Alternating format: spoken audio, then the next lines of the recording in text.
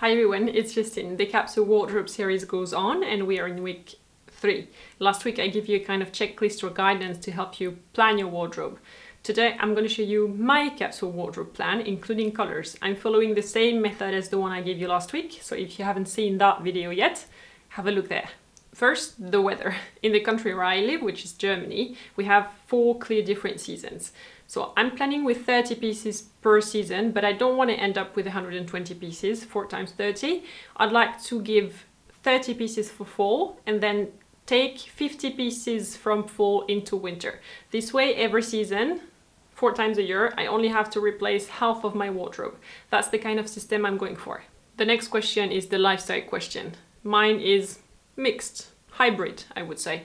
On a daily basis, I like to dress really casual, very comfortable when I'm working. Look at this, very comfortable on a daily basis only. But then when I have important meetings or when I need to make a public appearance, I like to draw on 2 bolder pieces, garments, shoes and accessories to really make a statement. I like that. So for the purpose of this video, I'm going to focus only on my casual private wardrobe. Then what's my style? It is not extravagant. It's a bit chic, but still casual. I like pants more than dresses, but in fact I also enjoy wearing skirts just because it's in between.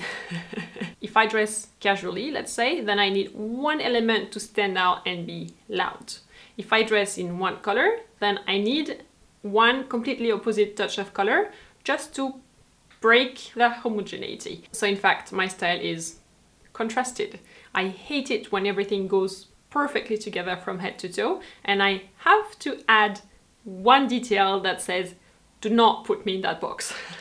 Then the body type question. My body is a pear shape, but I like to keep my shoulders a bit wide, a bit sporty through regular sports because I like strong shoulders and I enjoy highlighting mine because I'm happy with the results. That's how I feel with my body.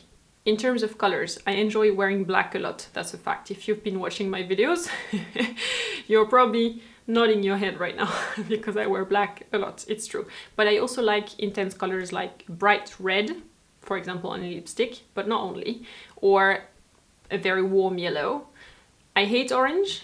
I don't own anything orange. I think orange makes me look sick, literally. So I avoid that. I also stay away from pastel colors in general because I'm not girly and cute enough for that. I'm more bolder, more intense color person. I wouldn't wear white in fall or winter because it gets dirty too quickly. In my country, it rains too much. So in terms of neutrals, I'm deciding that for fall, I want to go with black, gray and navy blue. Those are going to be my neutrals, so to speak. And then my dominant colors are going to be blue-green and red-violet. Decided. Now, what do I already have in my closet that fits all the criteria mentioned so far?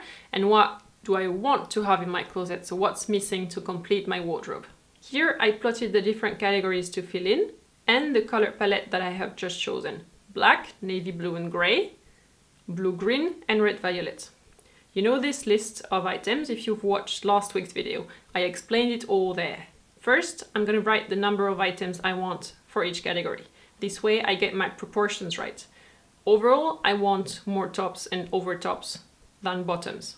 That's a regular standard proportion in a wardrobe. Here is my list. I want 13 tops, 10 overtops, and 7 bottoms, including one dress, which I parked here, but you could put the dress in another category, it doesn't matter. Once I have that, I can decide which colors those elements should have horizontally. For example, I will take 2 black t-shirts, 1 gray, 1 blue-green t-shirt. I also need 1 knitted top to be black and have long sleeves, but I'll get back to the description of the items in a minute.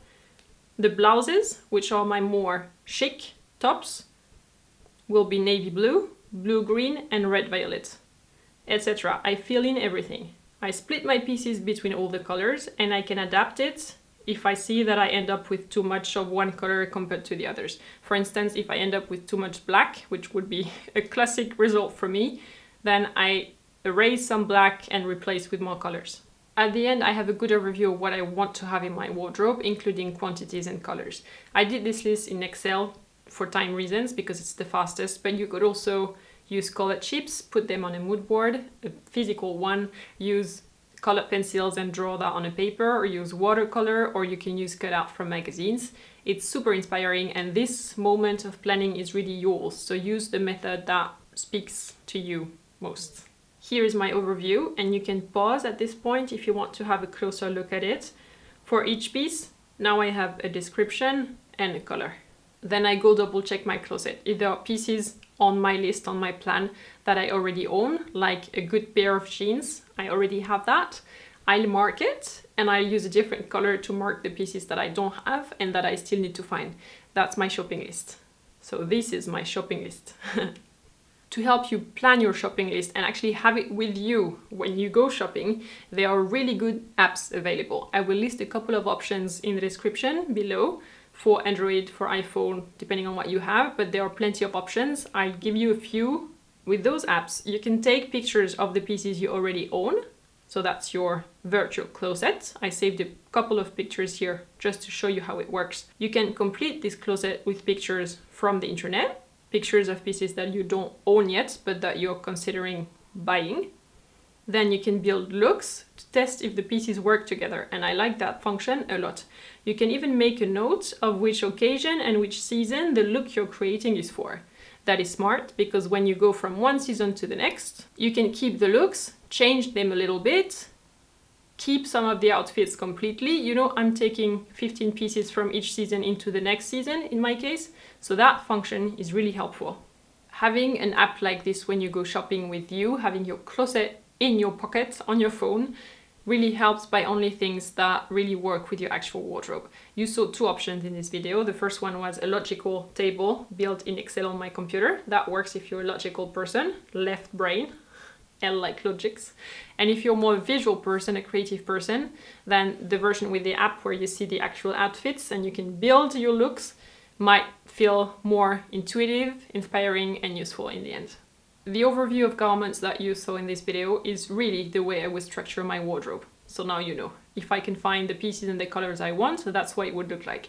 But a capsule wardrobe is not a one-shot thing you plan on one day and then it's done. You start, you see how it works, and you adapt and you do loops. It's a process, and the process in itself is the reward. So if you see me wearing blue-green or red-violet in the coming fall season, you'll know it's a capsule wardrobe thing. Thumbs up if you enjoyed this video. Thank you so much.